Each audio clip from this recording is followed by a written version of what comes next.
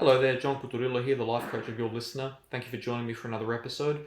Today, I'd like to make a critical analysis of what we call cognitive behavioural therapy, otherwise known as CBT. This is a treatment framework that's used in psychotherapy, and some other types of mental health professional and helping professionals may use parts of the theory that underlies this intervention or techniques to help their own clients. Now, as per usual, I'm going to emphasize here that I am not a registered mental health professional, and this video is not advice. If you're currently undergoing mental health treatment, this is not the type of video that I would be using to help guide your own choices. Speak to a qualified professional to do that. This will be a general discussion to prompt thought, and I particularly encourage mental health practitioners of various descriptions to consider the perspectives that we're going to discuss today, because even though CBT in and of itself is not a bad theory and many aspects of it are incredibly useful, in fact even critical to the change process regardless of the type of helping professional you might be, it's still important that we constantly critically analyse what we assume to be true or useful to ensure that we're not becoming complacent or simply taking any aspect of our practice for granted. In summary, CBT is based on a theory that when people experience psychological problems, whether they be more basic life challenges or more severe symptoms of mental illness, especially depression and anxiety, that the problematic experiences that they have are based on irrational thinking. That is to say, thinking that is not accurately reflective of how objective reality works. And the role of CBT is to help someone become aware of, firstly, the fact that they're having those thoughts to begin, but also how those thoughts then affect their feelings and their actions, and how that pattern of thoughts, feelings, and actions interact with each other to perpetuate that cycle of ineffectively approaching problems. And then the ultimate goal is to teach the person to critically analyze those thoughts and then replace them with more adaptive thoughts. Now, over time, this has demonstrated itself to be highly effective. There is a large evidence base for CBT, so it has certainly been tested rigorously. It is a trusted framework, and it has a number of merits. Often when we analyse certain problems, often it does involve thinking in an unhelpful way that prompts unhelpful actions. And as such, one of the major benefits is that one of the goals is to teach people how to take action. It's not simply a thinking exercise, it is a thinking, feeling, and doing exercise. It's an exercise in being self-aware and then specifically committing yourself to taking action to change what it is in your life that you feel needs changing.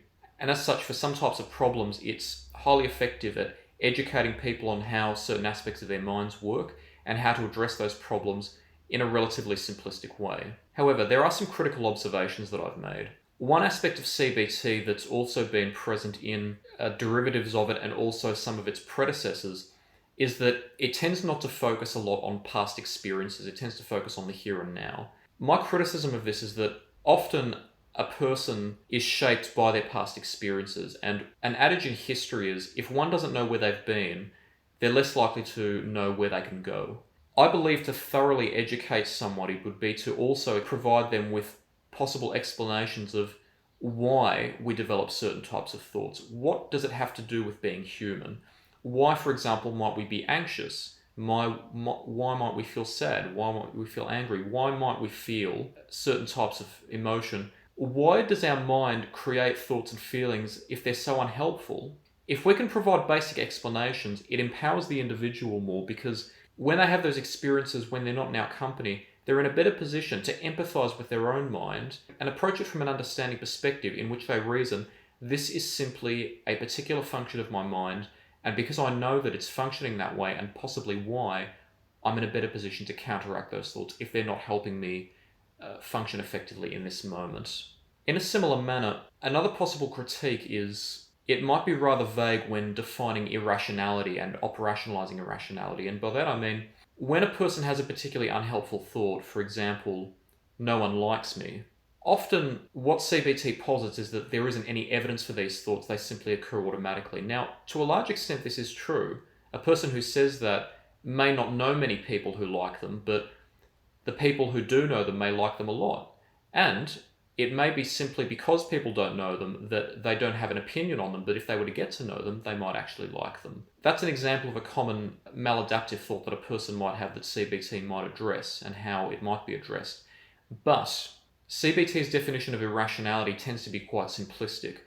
I believe that what's also worth considering is teaching the client how to measure irrationality for themselves, which CBT does do to a certain extent, but we as helpers can't force someone to think a certain way. But we can help them understand what their options are so that then they can choose what to believe. And if we do it well, we could still come to the same conclusions as someone working within a pure CBT framework could, and the client may still come to the same conclusions. But by helping them undertake the process, you're empowering them to be able to solve problems when you're not there to solve problems for them. And if they learn the process themselves, even if they come to the same conclusion, I believe personally that they're more likely to feel satisfied within themselves because they can feel that they've learned the process and that they're empowered with these tools that they now have. Now, this is not an inherent quality of CBT. Any theory or practice can potentially lead to this, but if we're not careful with how we use these theories, we do risk being somewhat complacent in how we deliver help to people. And by that I mean, often on social media, we see a considerable amount of content about positive self-talk, and one of my previous episodes discussed this issue. I don't see it proposed often that CBT literally be practiced this way, but if you take it too literally, essentially what some people might interpret it as teaching is you only feel depressed because you choose to think negatively. If you choose to think positively, then you won't feel depressed anymore. And if people take it too literally, then the way they express it may not be helpful when trying to help people with it. So it's important that while we understand the theory, we're gradually teaching that theory to people, but we're teaching them to understand how it manifests within them and how they can use it. We're essentially teaching people to be their own healers. So thank you for joining me for this episode. As per usual, please do not accept this as advice, especially if you're undergoing psychotherapy currently. Always take advice only from a licensed practitioner who is qualified to help you with your particular problem. If you have thoughts on this topic or any topic, please feel free to contact me. I very much value your contributions. And if you have something to contribute, I would also love to have you on the show. Until next time, take care.